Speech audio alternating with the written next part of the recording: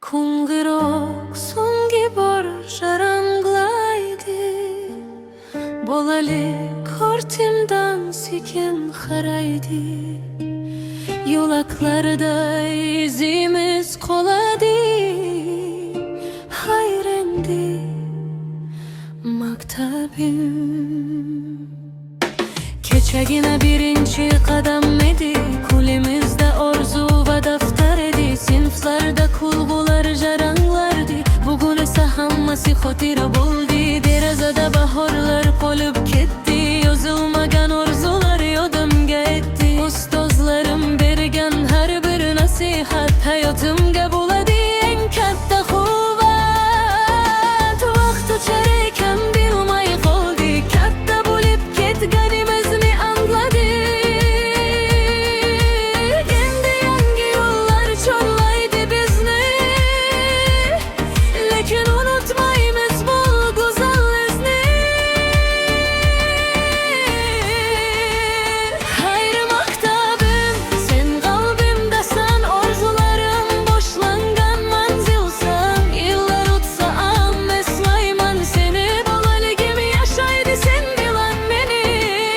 Hayr maktabim, hayr simdosh nur ko'zlarda yosh, yuraklarda bahorlar. Bu kim kelib yana qaytamiz, balki xotiralar chorlar bizni asta-sekin.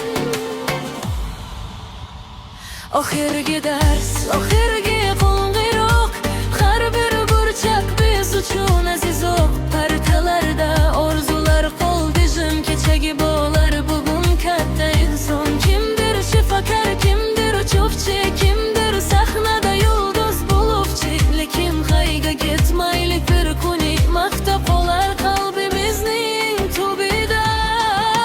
Bizni hayot turli tomonga olib ketar, lekin do'stlik izlari hech o'chmas. Qo'limizda attestat emas faqat, balki eng go'zal yoshlik xotirasi. Hayr maktabim, senga gip rahmat edim biz va bilim va jasorat. Endi yangi hayot haqqidan qo'yamiz, lekin seni hech qachon unutmaymiz. Qo'ng'iroq so'nggi bor jaranglaydi, bolalik ortimdan sekin qaraydi. Hayrendi maktabim.